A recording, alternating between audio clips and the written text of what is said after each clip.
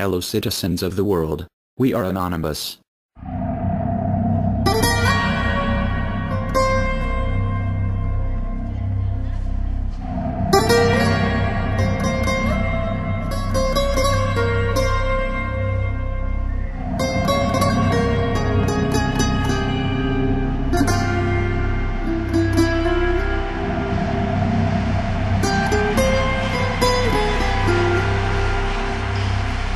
Today, Operation Payback was launched. This is by a group called Anonymous, and they are striking back on behalf of WikiLeaks. So MasterCard said that they will not accept payments for WikiLeaks anymore. MasterCard was hacked and for a while shut down.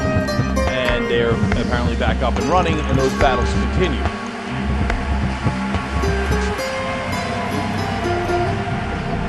Also attacked were Swedish prosecutors, a Swedish defense lawyer, and a Swiss group that froze Assange's bank account. So Anonymous has struck back at all these people, and they are saying that they might do more.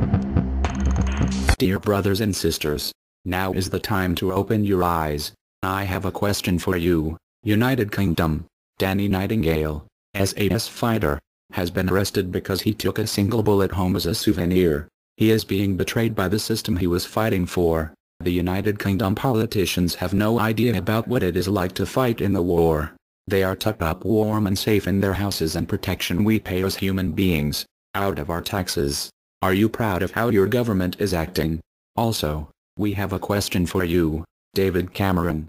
You claimed that the government had created over 1 million jobs. You have destroyed more than 500,000 public sector workers, police, nurses, midwives, teachers, teaching assistants, lollipop ladies, caretakers, elderly care wardens, educational welfare officers, family liaison officers, social workers and much more. And there is another 500,000 to follow. And on top of that Osborne has announced another £16 billion in cuts, which will greatly impinge not only on the weakest, poorest, disabled and unemployed etc., it will heavily impinge of the staff employed in our vital services, which means disruption of services in your schools, your hospitals, your elderly care, your local public services and your local economy.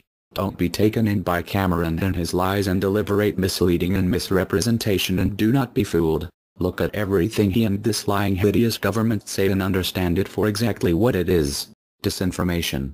Back in 2005 Andrew Lansley made a speech to the NHS Confederation spelling out conservative priorities for the NHS. These included privatization, a pro-competition regulator and the delegation of NHS budgets to GPS. The building blocks of the Health and Social Care Bill were there from the very first days of Cameron's leadership of the Tory party. He knew this.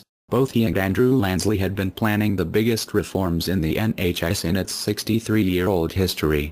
What we now have is a health service which is a shambolic and incomprehensible mess, with the confusion heightened by the plethora of amendments which were thrown into the Health and Social Care Bill, now in act, in a desperate attempt by the Tories to keep the Lib Dems on board. In fact, Cameron and Lansley need not have worried. The Liberal Democrats voted with the government for the destruction and privatization of the NHS now in late 2012, and before the Health and Social Care Act is fully implemented the NHS is showing serious fault lines of collapse. Are you happy by this? Your government has failed you. The resistance is here. We are anonymous. We are legion. We do not forgive. We do not forget. Expect us.